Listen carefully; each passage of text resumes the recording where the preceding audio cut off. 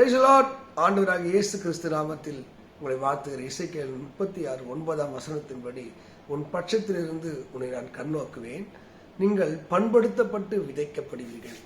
ஆண்டவர் அவர் நம்முடைய மக்களை பண்படுத்தி அவர்களுக்குள்ள சில நன்மைகளை விதைப்பதாக வாக்கப்படுகிறார். உங்க வாழ்க்கையில அருமையான தேவ மக்களே, நன்மைகளை அவர் விதைக்க விரும்புகிறார். நீங்க ஏசாயா 55:13 படித்தா அங்க முச்செடிக்கு பதிலாய், அப்புறம் காஞ்சோரிக்கு பதிலாய் அதெல்லாம் பிடுங்கி எடுத்து நம்ம வாழ்க்கையில முள்ளுகளை போல வேதனையான அனுபவங்கள், கஷ்டமான அனுபவங்களை அவர் பிடுங்கி தேவதாரு விருட்சத்தினாலே, புன்னை மரங்களினாலே அவர் நடுவதாக விரும்புகிறார். தேவ மக்களை, நீங்கள் ஆண்டோடைய சித்தத்துக்கு அவர் பண்படுத்துவதற்கு, அவர் ஊழுவதற்கு, சரி பண்ணுவதற்கு நீங்க ஒப்பு கொடுத்தீங்கன்னா அவர் நல்ல நன்மைகளை நம் வாழ்க்கையை தருவதற்கு அவர் அற்புதமான தேவனாக இருக்கிறார். இதைத்தான் பரிசுத்த வேதம் அழகாய் சொல்கிறது. ஏசாயா 60:21 நான் நட்ட கிளைகளும். ஆண்டவர் ஒரு மனுஷனை பெருமையா சொல்ல, நான் நட்ட கிளை. நீங்க ஒரு மரத்தை செடியை வச்சு அது நல்லா கனி கொடுத்தா என்ன சொல்வீங்க? இது நான் நட்ட கிளைங்க, ஆட அதனால தான் நல்லாங்க அப்படின்னு பெருமையா பேசுவீங்கல்ல. ஆண்டவர் உன்னை என்னை குறித்து மேன்மையாக பெருமையாக பேச விரும்பும். நான் நட்ட கிளை. எப்போ நீங்கள் பண்படுத்தப்பட வேண்டும். பண்படுத்தப்பட வேண்டும் என்றால் அது உழப்பட வேண்டும். அதனுடைய கடினமான நிலைகள், தகுதியற்ற நிலைகள் மாறணும். ஒரு நிலத்தை உழுதாதான் அந்த விதைக்கு ஏற்றதாய் மாறும். தேவ மக்களே, இன்னைக்கு ஆண்டவர் உங்களை கண்ணோக்கமா இருக்கு. எதுக்காக தெரியுமா?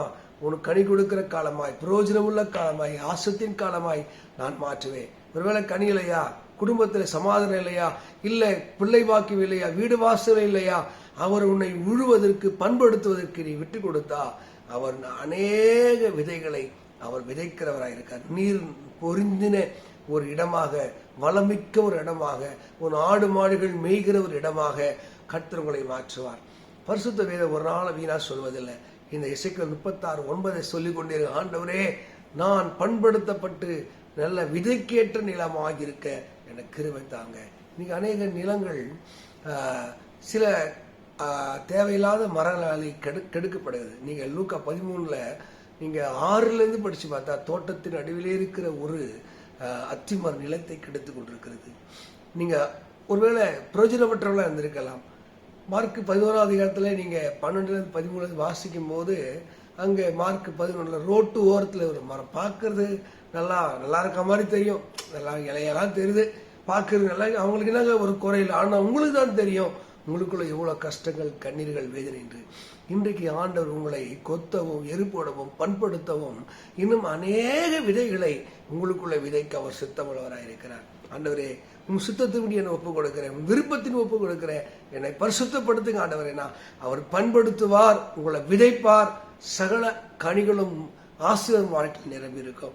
எசேக்கியேல் 36:9 நீங்கள் பண்படுத்தப்பட்டு விதைக்கப்படுங்க. ஆண்டவர் உங்களை சரியாய் பக்குவப்படுத்தினால் இந்த விதைக்கேற்றபடி, ஆசிரியத்துக்கு உங்க நன்மைக்கு ஏற்றபடி நீங்க மாறணும். இதுதான் கருபொருள்னா, ஆண்டவருடைய ஆசிரியத்துக்கு ஏற்றபடி நாம் நம்மை மாற்றிக்கொள்வோம் என்றால், அதற்குரிய ஆயத்தங்களை செய்வோம் என்றால் நிச்சயமாக தேவன் நம்மை ஆசிரியத்துக்கு வல்லவராக இருக்கிறார்.